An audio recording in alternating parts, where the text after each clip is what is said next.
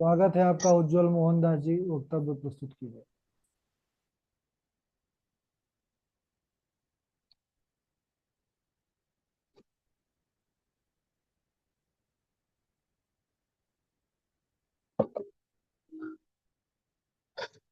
बोले श्री राधेन्द्र भगवान की जय। जगन्नाथ बलदेव सुभद्रा महारानी की जय। अनंत कोटि वैष्णव वृंद की जय। अस्मद् गुरु भयो नमः। अस्मद् परम गुरु भयो नमः। अस्मद् सर्वगुरु भयो नमः। श्री राधा कृष्णा भयां नमः। श्रीमते रामानुजाय नमः।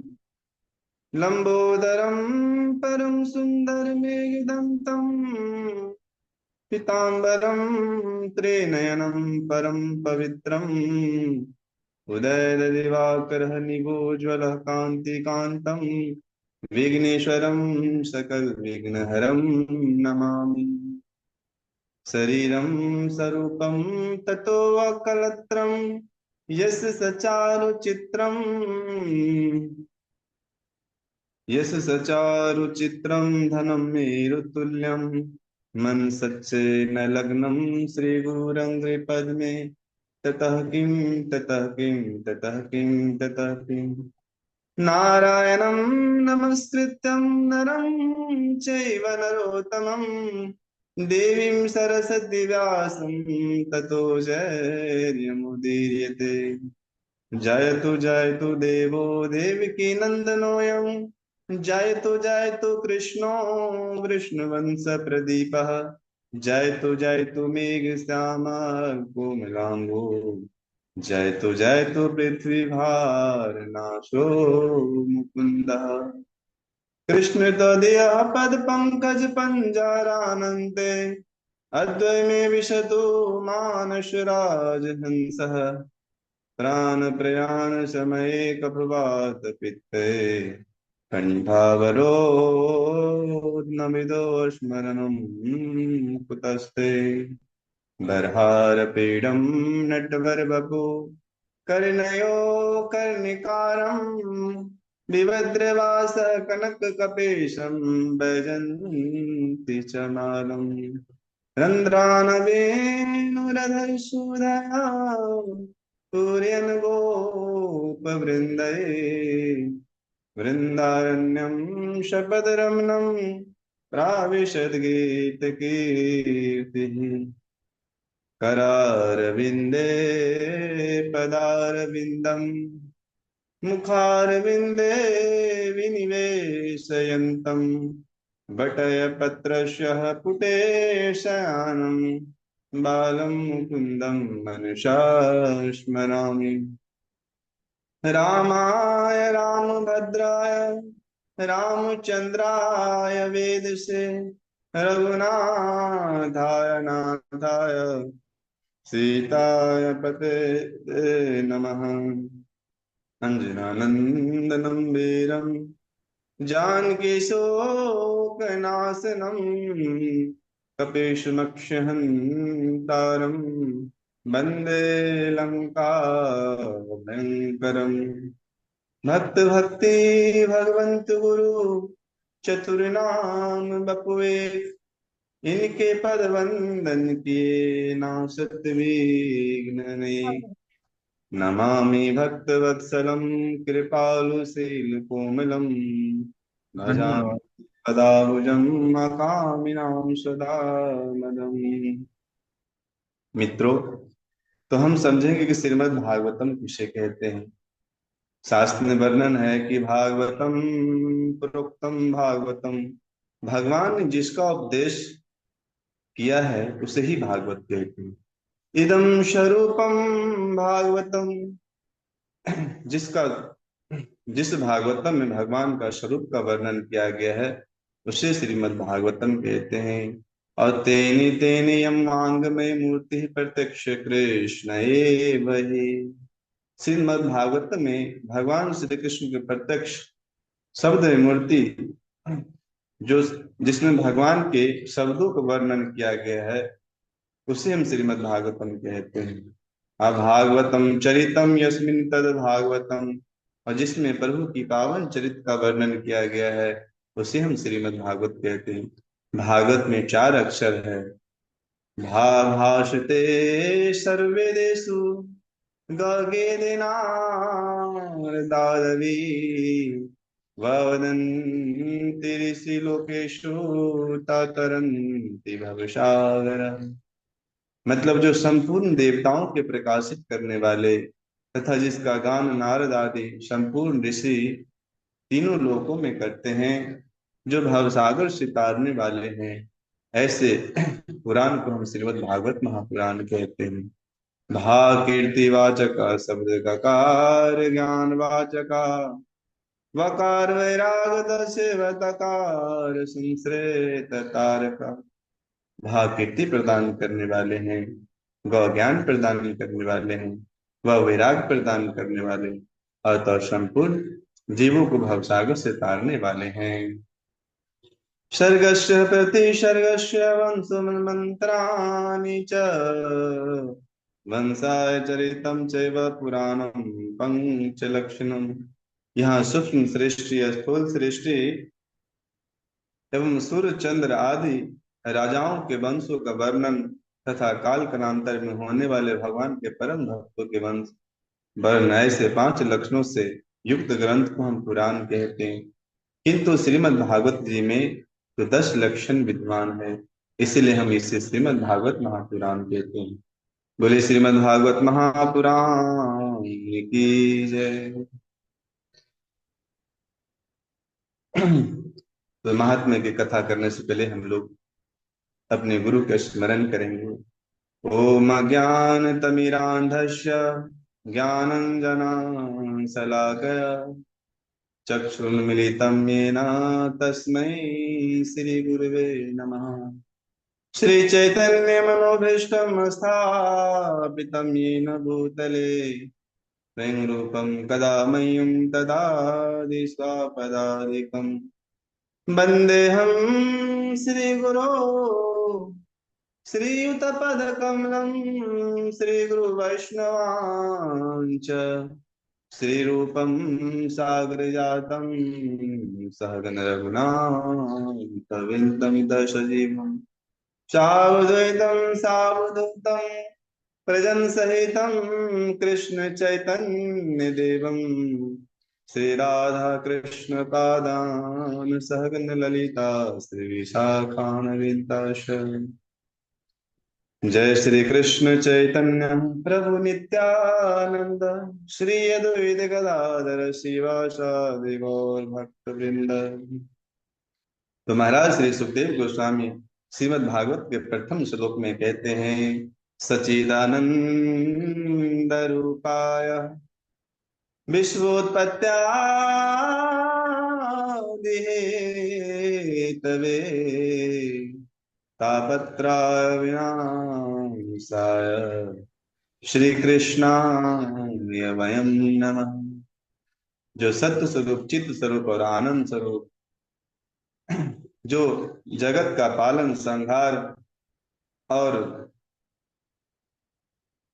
रचना के एकमात्र हेतु है, जिन्होंने आदि दैविक कलेश, आदि भौतिक कलेश और आध्यात्मिक इन तीनों प्रकार के कलेशों से मुक्ति प्रदान करने वाले हैं, ऐसे भगवान श्री कृष्ण, श्रेय सहित कृष्ण, श्री राधा रानी सहित भगवान श्री कृष्ण को हम चरणों में प्रणाम करते हैं।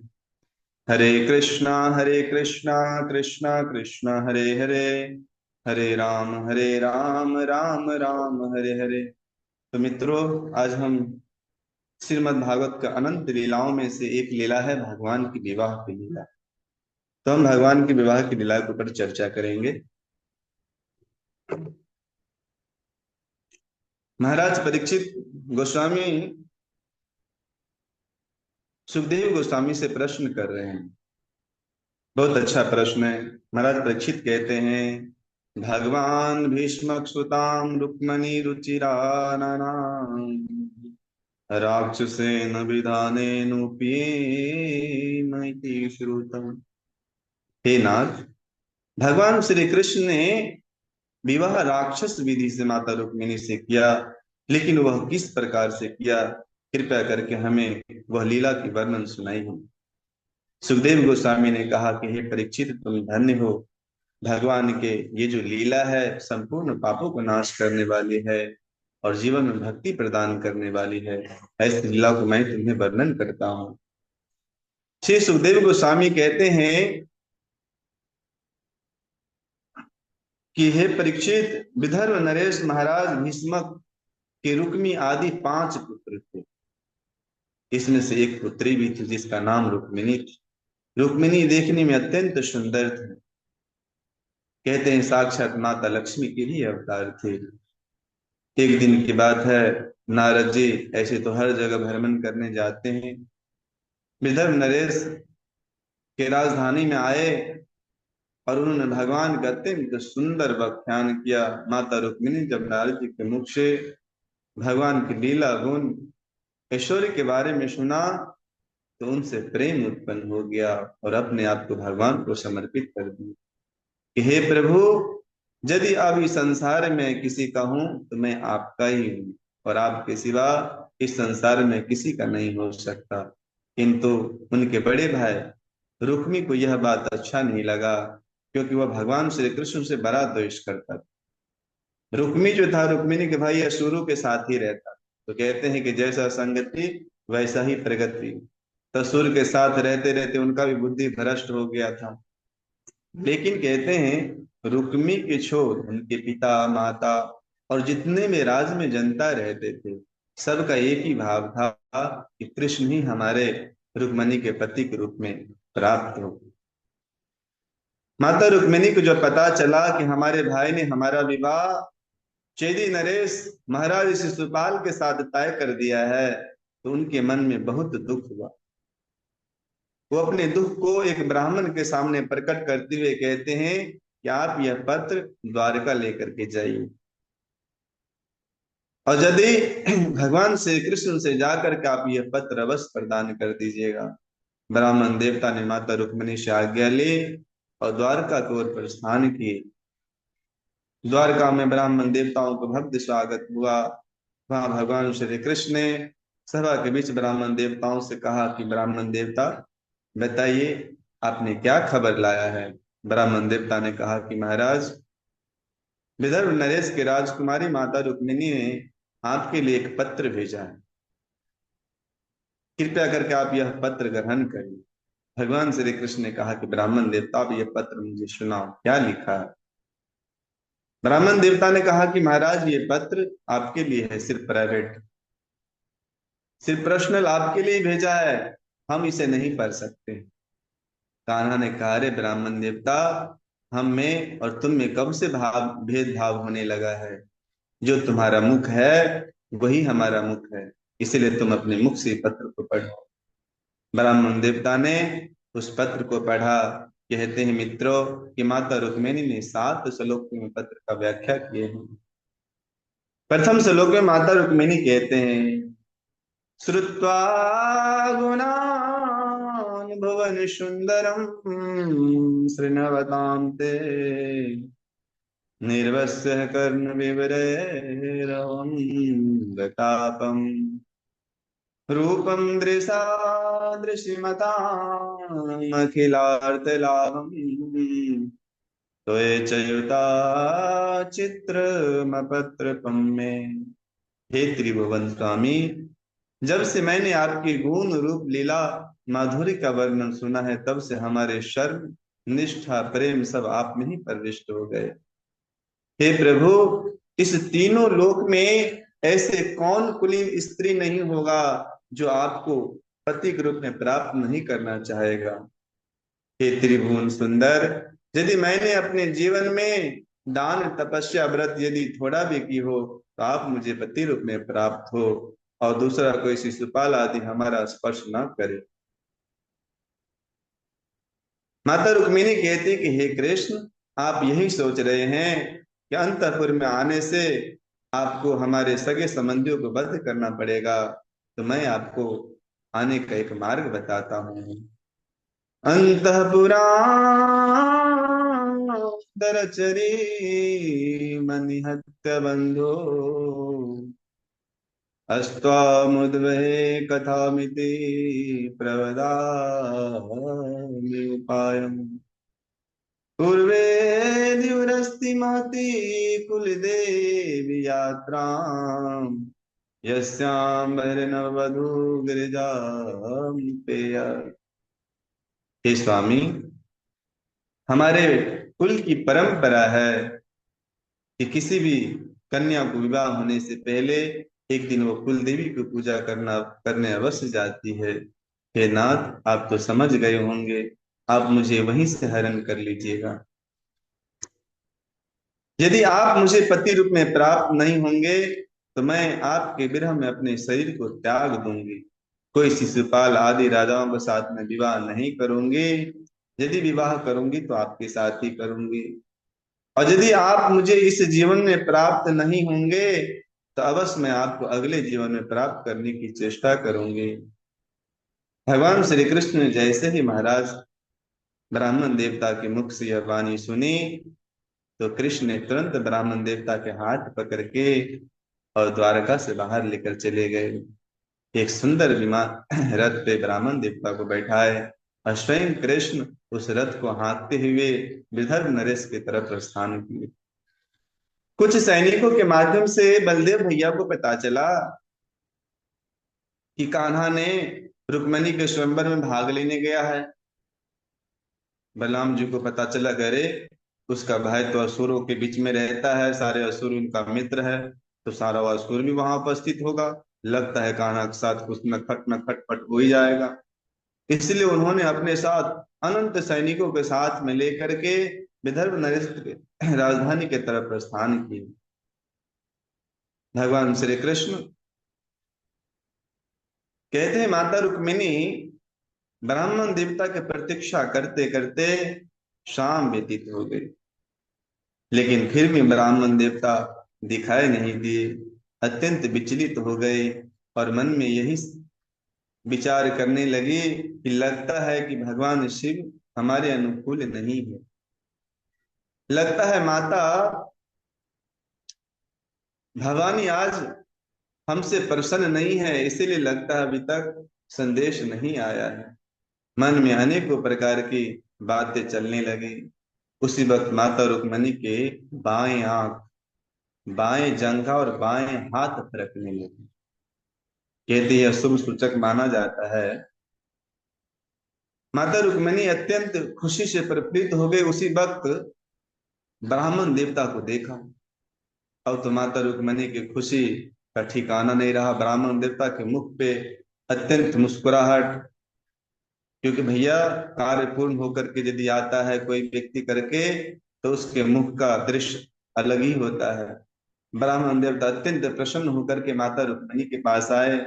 माता रुक्मिणी ने कहा, अरे क्या संदेश लेके आए हो तुम? ब्राह्मण देवता कहा, माता संदेश क्या, मैं तो साक्षात गिरधारी को ले आया हूँ। बोला, क्या गिरधारी को ले आया? बोले, हाँ हाँ, अरे देखो पूरे गांव के लोग भीड़ लगा हुआ है गिरधारी को देखने के लिए।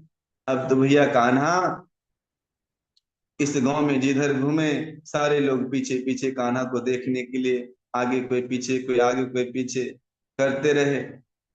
अब तो नगर के एक एक बच्चे से लेकर बूढ़े तक के मन में यही कामना हुआ कि यदि ये हमारे रुक्मणी के पति बन जाएंगे तो हमारा जीवन तर जाएगा, हमारे जीवन का अनंत जन्मों का पाप कट जाएगा। उन्होंने भगवान से सब हाथ जोड़ के प्रार्थना की कि हे प्रभु, यदि मैंने जीवन में कुछ भी पुण्य दान किया हो तो आप मुझे यही जमाई के रूप में प्रदान करना। कहते हैं कि राजघराने के अनुसार माता रुक्मिणी ने दूसरे दिन प्रातः माता गिरजा की पूजा करने के लिए मंदिर गए। वहां पर जाकर के उन्होंने माता गिरजा के चरणों में गिर पड़ी और उनके सामने प्रार्थना करने लगे। नमस्ते तां ससन्तां शिवां भूयात् पतिर्मे भगवान कृष्णस्तदनुमोदताम्। हे गणपति के साथ माता अंबिका को मैं बारंबार प्रणाम करता हूँ। हे भवानी, हे कार्तिकेय की माता, कृपया करके मुझे यह आशीर्वाद प्रदान कीजिए कि कृष्ण ही मुझे पति रूप में प्राप्त हो और कोई चंडाल मेरा पति न बने। माता रुक्मिणी भगवान भवानी से आशीर्वाद प्राप्त करने के बाद उन्होंने मंदिर से बाहर आए, और मंदिर के बाहर आए तो देखिए कि लाखों सैनिक खड़े हैं मंदिर के गेट पे। माता रुक्मिणी ने अपने माथे की चुनरी जैसे हटाए कि जैसा लगता है कि करोड़ों सूरज जैसे प्रकट हुए तेज। उनकी तेज, उनकी सुंदरता को देख करके संपूर्ण सैनिक मूर्छित हो गए। अब भगवान श्री कृष्ण को माता रुक्मिणी इधर इधर ढूंढने लगे कि भैया बोला था कि आऊंगा, लेकिन पता नहीं, विश्वास तो होता नहीं है। उसी वक्त भगवान श्री कृष्ण शिशुपाल के रथ की तरह ही अपने रथ को सजवाया और रथ को लेकर के चल पड़ा। सैनिकों ने देखा, उसको लगा कि महाराज शिशुपाल आ रहे हैं, महाराज शिशुपाल आ रहे हैं, क्योंकि शिशुपाल के रथ के समान ही रथ था। अब तो अनंत सैनिकों के बीच में भगवान श्री कृष्ण प्रकट हुए रथ लेकर के, और देखते ही माता रुक्मिणी को हाथ पकड़ के रथ में बिठा लिए और रथ को वहां से निकाल ली। अब तो सैनिक सब देखते ही रह गया, भाई मैं क्या कर सकता। उनमें से एक सैनिक ने जा करके रुक्मिणी के परे भैया रुक्मी को जाके समाचार दिया कि महाराज अनर्थ हो गया, अब हम शिशुपाल के क्या मुख दिखाएंगे, इतने सारे मेहमान घर में आए हुए हैं, अब हमारा क्या होगा। रुक्मिणी कह रहे हुआ क्या, तो रुक्मिणी को अपहरण हो गया है। उनको कृष्णा ने लेके चला गया। अब तो रुक्मी के क्रोध समाने रहे थे, असुर के बीच में ही था। अब तो धर पर आते हुए उन्होंने कुछ लोगों के बीच में जाकर के घोषणा कर दिया कि जब तक मैं रुक्मिणी को वापस लेकर के नहीं आऊंगा और उस ग्वालियर को मैं सबक न सिखाऊंगा, तब तक मैं इस कुंड क्षेत्र में हम मुख नहीं दिखाएंगे, इस नगर में वापस नहीं आएंगे। अब तो रुक्मी अपने सारे अस्त्र शस्त्र लेकर के रथ में सवार हुए और चल पड़े भगवान श्री कृष्ण के पीछे।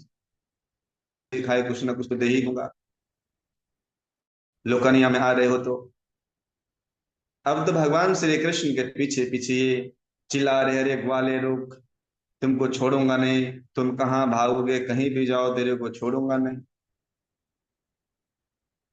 उन्होंने कान्हा पे अपने अस्त्र शस्त्रों की वर्षा करने लगे। कान्हा ने देखते देखते सारे अस्त्र शस्त्र को काट दिए। रुक्मिणी जब सारे अस्त्र शस्त्र रुक्मिणी का नष्ट हो गया,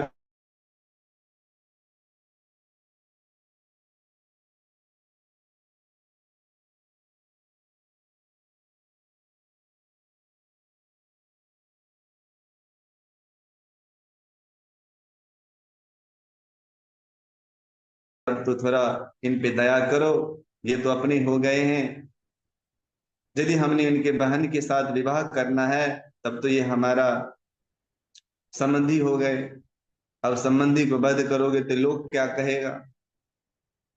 बलदेव भैया ने कुछ बात विचार कह करके कान्हा को फुसलाया, और फिर भगवान श्री कृष्ण ने रुक्मिणी के साथ द्वारका में बड़े धूमधाम के साथ विवाह की। बोले रुक्मिणी वल्लभ भगवान की जय। महाराज सुखदेव गोस्वामी परीक्षित महाराज से कहते हैं कि कामस्तु वासुदेवांसो दग्ध प्राग रुद्रमन्युना देहोपपत् भूयस्तमे ये प्रत्यपद्यत। हे परीक्षित, एक बार की बात है, भगवान शिव तपस्या में लीन था। देवताओं के कहने पर कामदेव ने भगवान शिव की तपस्या भंग करना चाहे, किंतु कामदेव को भगवान शिव ने अपने त्रिनेत्र के द्वारा भस्म कर दिया। अब इस संसार में वीरांगन माता रति अकेले पड़ गई। उनकी दुख की व्यथा समुद्र के समान समा गई। उनके दुख को देख करके भगवान श्री शिव जी ने उन्हें सांत्वना प्रदान किया और कहा, हे रति तुम चिंता मत करो। जब यदुवंश कृष्ण अवतारा, हुई हरन महामणि भारा। कृष्ण तनय होई पति तोड़ा, बचन अन्यथा होई न मोरा। हे रति, जब भगवान श्री कृष्ण के पुत्र माता रुक्मिणी के गर्भ से प्रद्युम्न का जन्म होगा, तुम्हारे पति का जन्म होगा, तो तुम्हें पति के रूप में प्राप्त हो जाएंगे। अब प्रद्युम्न माता रुक्मिणी के गर्भ से प्रकट हुए, किंतु शंबरासुर को यह बात पता चल गया, क्योंकि उन्हें किसी न किसी ऋषि मुनि के माध्यम से पता था कि भैया यदि हमारा मृत्यु होगा तो कृष्ण के पुत्र से होगा। तो कृष्ण के पुत्र से अत्यंत दुश्मनी होने लगा उसे। जब उसे पता चला कि प्रद्युम्न भगवान श्री कृष्ण के पुत्र के रूप में प्रकट हुए हैं, तो उन्होंने रात रात उस बालक को अपहरण कर लिया और अपहरण कर कर उसे समुद्र में फेंक दिया। सोचा कि बालक को मारेंगे तो लोग क्या कहेगा, अरे बालक को भी मारता है। समुद्र में फेंक देते हैं, किसी न किसी जीव इसको खा लेंगे तो खत्म हो जाएंगे। लेकिन कहते हैं जिसके ऊपर भगवान की कृपा हो, जिसके ऊपर भगवान की दृष्टि हो, इस संसार में कोई व्यक्ति उसकी बाल बाका नहीं कर सकता। और ऐसे प्रद्युम्न तो भगवान के साक्षात पुत्र के रूप में प्रकट हुए। तो इस संसार में कौन ऐसा जीव जन्म लिया है जो भगवान के पुत्र को नष्ट कर सके। एक विशाल मछली ने देखते देखते उस बालक को निगल गया। अब तो कहते हैं कि शंबरासुर के कुछ मलाहों ने उस पानी में जाल को बिछाया। बहुत सारे मछली को मारते थे, लेकिन वो विशाल मछली इस बार जाल में फंस गया। मलाह अत्यंत प्रसन्न होकर के उस मछली को शंबरासुर को भेंट किए। महाराज शंबरासुर ने इतने विशाल मछली को देखा तो अत्यंत प्रसन्न हुआ और उन्होंने आदेश दिया कि इस मछली को ले जाकर के तुम रसोई में डाल दो। जब रसोइयों ने उसको फाड़ा तो उसमें से एक देव तिज बालक प्रकट हुए। अब रसोई आश्चर्यचकित हुआ कि भैया इसमें से ये बालक जिंदा कैसे निकल गया। उन्होंने उस बालक को ले जाकर के महाराज के सामने दिखाया तो महाराज अत्यंत प्रसन्न हुआ और उन्होंने उसका भी नाम प्रद्युम्न रख दिया।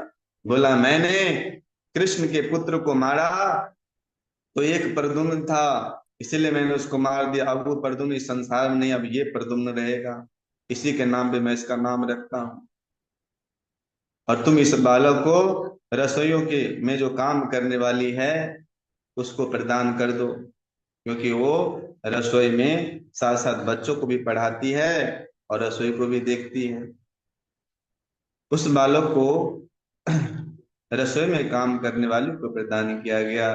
कहते वह कोई और नहीं थी, माता रति ही थी, जो पूर्व जन्म में महाराज कामदेव की पत्नी के रूप में विद्यमान थी। अब तो माता रति उनको बहुत सुंदर तरीके से पालन पोषण करने लगी। अब नारद जी को देखा नहीं गया तो उन्होंने आकर के माता रति से कहते हैं कि ये कोई साधारण बालक नहीं है। बोले महाराज तो फिर ये कौन है। कहते ये तुम्हारा पति है। बोला पति, अरे बालक ही पति होता है। बोला हाँ, ये पूर्व जन्म का पति है तुम्हारा, तुम सब कुछ भूल गई हो। ये कामदेव है, भगवान शिव ने उसको भस्म कर दिया था। संपूर्ण लीला माता रति को सुनाई। माता रति अत्यंत प्रसन्न हुई कि मुझे पति फिर से प्राप्त हो गया और उन्होंने अत्यंत सुंदर तरीका से उनके पालन पोषण किया। देखते देखते वह बालक बड़े हो गए। अब जब बड़े हो गए तो माता रति ने उसके साथ अनेकों प्रकार के कामनी तरीके से बर्ताव करने लगी। अब तो ये बालक सोच में पड़ गया कि भैया ये तो मेरा पालन पोषण किया है, किंतु ये मेरे साथ ऐसा व्यवहार क्यों कर रही है। एक दिन प्रद्युम्न ने रति से कहते हैं कि मातृभाव मति कर्मया वर्तसे कामिनी यथा। आपने मेरा लालन पालन किया है, आपने मेरी रक्षा की है, आपके गोद में मैं बढ़ा हूं, लेकिन हे, जो आपको माता की तरह मेरे साथ व्यवहार करना चाहिए, आप माता की तरह न करके एक कामनी स्त्री के साथ हमारे साथ व्यवहार कर रहे हैं। माता रति ने उसके चरणों में गिर गए, प्रभु मैं आपको संपूर्ण लीला सुनाता हूँ। उन्होंने भगवान श्री कृष्ण को संपूर्ण लीलाएं सुनाए और कहते हैं कि माता रति ने उसे महामाया का भी ज्ञान प्रदान किया। अब प्रद्युम्न ने भस्म शंबरासुर को युद्ध के लिए ललकारा। जब युद्ध के लिए ललकारा तो शंबरासुर को संपूर्ण नगरे हिलने डुलने लगे प्रद्युम्न के तेज के प्रभाव से। शंबरासुर ने हाथ में एक विशाल गदा लेकर के आए और प्रद्युम्न के ऊपर अस्त्र शस्त्रों को बारिश करने लगे। देखते देखते प्रद्युम्न ने सारे अस्त्र शस्त्र को नष्ट कर दिए और उसके गदा को भी चूर चूर कर दिया और अपनी तलवार हाथ में लेकर के उनके कुंडल सहित सर को धड़ से अलग कर दिए। अब तो संपूर्ण देवताओं प्रसन्न हो गए, प्रद्युम्न को जयकार करने लगे, सब फूलों के बारिश होने लगा, सारा पृथ्वी सुनहरा दिखने लगे। कहते हैं उसी वक्त माता रति ने प्रद्युम्न को लेकर के आकाश मार्ग से द्वारका आ गई। कान्हा जब प्रद्युम्न को द्वारका लेकर के आए तो द्वारका के स्त्रियों ने जब प्रद्युम्न को देखा तो सब लज्जित हो गए, क्योंकि उनकी हाव भाव कृष्ण की तरह से ही मिल रहे थे, चलना बैठना बोलना, उनकी सब कुछ भगवान श्री कृष्ण की तरह ही मिल रहे थे, क्योंकि कृष्ण का ही तो पुत्र था। कहते हैं जब प्रद्युम्न माता रुक्मी के पास गए, रुक्मणी के पास, तो रुक्मणी के मन में यही भाव उत्पन्न हुआ, यदि मेरा पुत्र भी जिंदा रहता तो इतना ही बड़ा होता और ऐसे सुंदर दिखता। उसी वक्त माता रुक्मणी के दुख को दूर करने के लिए नारद जी प्रकट हो गए। नारद जी ने कहा, माता चिंता मत करो, ये तुम्हारा ही पुत्र है। अरे शंबरासुर ने इसका अपहरण किया था, किंतु भगवान श्री कृष्ण के रहते कौन बाल बाका कर सकता है, ये तुम्हारा ही पुत्र है जो इतने बड़े हो गए। माता रुक्मणी जब सुना यह मेरा पुत्र है तो उनकी आंखों से अश्रु की प्रवाह निकलने लगी। उन्होंने तुरंत प्रद्युम्न को गले से लगा लिया और दोनों ही माता पिता अत्यंत प्रसन्न हुए। महाराज सुखदेव गोस्वामी कहते हैं, परीक्षित यह तो अब भगवान श्री कृष्ण के प्रथम विवाह की लीला, किंतु भगवान श्री कृष्ण ने अभी बहुत सारा शादी किया है। चलो मैं सेकंड विवाह की लीला सुनाता हूँ। श्री सुखदेव गोस्वामी कहते हैं, आसीत सन्नाजित सूर्यो भक्तस्य परमः सखा अप्रेतस्तस्मै मणिं प्रदाय सूर्य संतुष्टस्मन्तकम्। ये परीक्षित सन्नाजित भगवान सूर्य के परम भक्त थे। उनकी भक्ति की महिमा को देख करके सूर्यदेव ने अत्यंत प्रसन्न हुआ और उन्हें एक सुंदर स्मंतक मणि प्रदान किया। महाराज उस मणि को प्राप्त करके सन्नाजित अत्यंत प्रसन्न और धनवान हो गए। प्रत्येक दिन सोने चांदी को दान करने लगा। एक दिन उन्होंने अपने गले में वो मणि धारण करके द्वारका आए। अब उनके गले की तेज तो अत्यंत चारों दिशाओं में फैल रहा था। द्वारका के वासियों ने देखा, अरे लगता है सूर्यदेव प्रकट हो गया है, हमारे कान्हा को देखने आया है। कुछ बूढ़े ने कहता, हाँ हाँ हमारा कान्हा को देखने आया है। कान्हा ने कहा, अरे ये कोई सूर्यदेव नहीं है, ये सन्नाजित है, उसके गले में मणि के प्रकाश के कारण ये सूर्य के समान लग रहा है। सन्नाजित ने भगवान श्री कृष्ण के चरणों में प्रणाम किया। कान्हा ने कहा, सन्ना जी, यह मणि तुम महाराज अक्रूर जी को प्रदान कर, ये इसका सही उपयोग करेंगे। लेकिन सन्ना जी ने मना कर दिया, क्योंकि यह मणि कोई साधारण मणि नहीं था।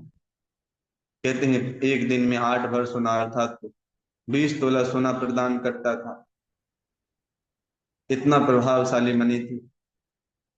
उन्होंने भगवान श्री कृष्ण को इनकार कर दिया। लेकिन कहते हैं कि भाई की संपत्ति तो भाई यूज कर लेता है, चाहे किसी को दे न दे, लेकिन अपना भाई तो कभी न कभी उसको यूज कर ही लेता है। सनाजित के भाई प्रसेन ने उस मन्नी को अपने गले में धारण करके और शिकार करने चले। महाराज शिकार करने तो गए, लेकिन जंगल में एक भयानक शेर ने देखा, बोला, अरे इसके लगता है गले में एक दिव्य वस्तु लटक रही है, अत्यंत सुंदर, खाऊंगा तो बड़ा स्वादिष्ट लगेगा। लगता है ऐसे वस्तु आज तक मैं तो देखा नहीं था। अब तो शेर अपने सारे बल को इकट्ठा करके उस पर आक्रमण कर दिया और घोड़े सहित प्रसेन को चीर फाड़ दिया और उसके गले से मन्ने निकाल करके लेकर जाने लगा। तो उसके मुख प्रकाशित हो गए। रास्ते में उनका मुलाकात एक रिक्शराज से हो गया।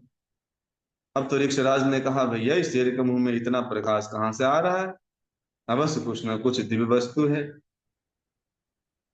अब तो रिक्शराज जाम्बा ने शेर को इतना मार मारा कि वो मन्नी खुद ही उलग उलग दिया। अब ऋक्षराज अत्यंत प्रसन्न हुआ और उन्होंने हाथ में मणि को लेकर के अपने गुफा के अंदर चले गए और उस मणि से पूरा गुफा प्रकाशित हो गया। अब तो भैया कुछ दिन के बाद प्रसेन जब वापिस नहीं आए द्वारका,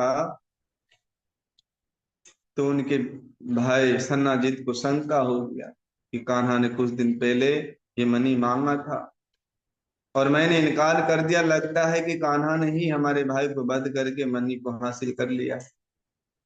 गुप्त रूप से उन्होंने अपनी ये बात अपनी पत्नी को बता दी और युधिष्ठिर के श्राप के कारण पत्नी, कहते हैं स्त्री के पेट में बात तो रुकती नहीं है, एक बात कोई बात बोलो तो पूरे संसार में हवा की तरह फैला देती है। अब उसके पत्नी ने वायु की तरह हर जगह फैला दी उस बात को। वायु के माध्यम से, हवा के माध्यम से जब भगवान श्री कृष्ण के कानों में वह शब्द पहुंचे तो कान्हा को बहुत बुरा लगा। उन्होंने कहा कि इस कलंक को मिटाने के लिए मुझे जो कुछ भी करना पड़े मैं करूंगा, लेकिन इस कलंक को अवश्य ढूंढूंगा। उन्होंने कुछ द्वारका वासियों को साथ में लिया और उनके भाई प्रसेन को खोजने जंगल निकल पड़े।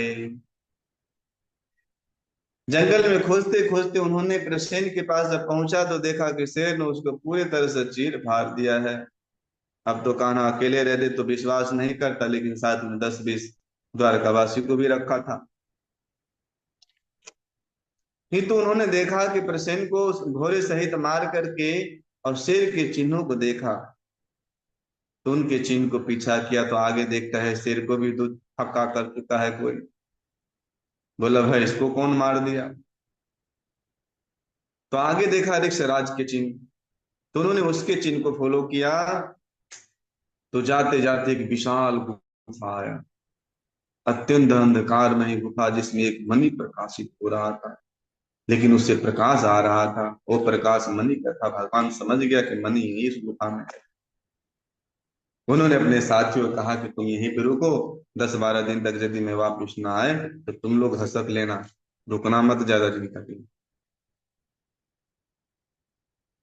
अब तो कान्हा उस गुफा में प्रवेश किया तो देखता है कुछ बालक उस मणि के साथ खूब मजा ले रहा है। कान्हा ने जैसे अपने हाथ मणि की तरफ बढ़ाया कि बालक जोर जोर से चिल्लाने लगा। अब बालक की चिल्लाते हुए आवाज सुनकर के ऋक्षराज की आंखों से क्रोध की अग्नि प्रकट हो गई और विशाल हाथ में अस्त्र शस्त्र लेकर कान्हा पे दौड़ पड़ा। अब न पूछा जाति न धर्म, कहाँ से आए हो, क्या हो, कौन हो, कुछ नहीं पूछा और मारपीट करने लगा। अब कान्हा भी चालू हो गई पिटाई करना। अब दोनों भयानक युद्ध, कभी वो वृक्ष पटके कभी वो पटके। देखते देखते 27 दिन बीत गए। 28वां दिन कान्हा ने एक घूसा दबा के मारा उसको। एक एक घुसा में सारा शरीर धड़कने लगा, सारा हड्डी चकनाचूर हो। अब तो रिक्शराज समझ गए कि भैया ये कोई साधारण व्यक्ति रहता तो एक दिन में ही खत्म हो जाता। भैया 27 दिन से लड़ रहे हैं, इनके शरीर का कोई भी पावर खत्म ही नहीं हो रहा है और हमें लहू लुहान कर दिया है। तो उन्होंने समझ गया कि ये कोई साधारण व्यक्ति नहीं है, पूर्ण पुरुषोत्तम भगवान श्री कृष्ण है। उन्होंने उनके चरणों में गिर पड़े, बोले महाराज, हे प्रभु, हे तीनों लोकों के स्वामी, हे जगत कल्याण नायक, हे प्रत्येक जीव के हृदय में निवास करने वाले परम पिता परमेश्वर, मुझ पे दया कीजिए। हमसे बहुत बड़ी भूल हो गई, मैं आपको पहचान नहीं पाया।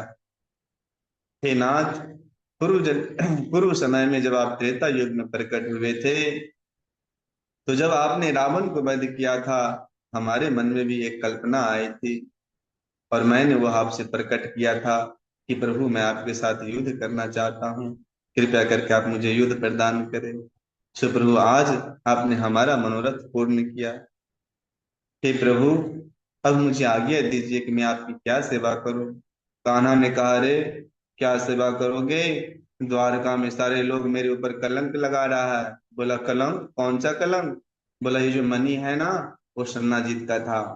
उसका भाई प्रसेन लेकर के जंगल में शिकार करने आया था, कुछ शेरों ने मार डाला, शेर को मार कर तूने ले लिया और उस मणि के कारण हमारे ऊपर कलंक लगा के मैंने मार कर को मणि को ले लिया।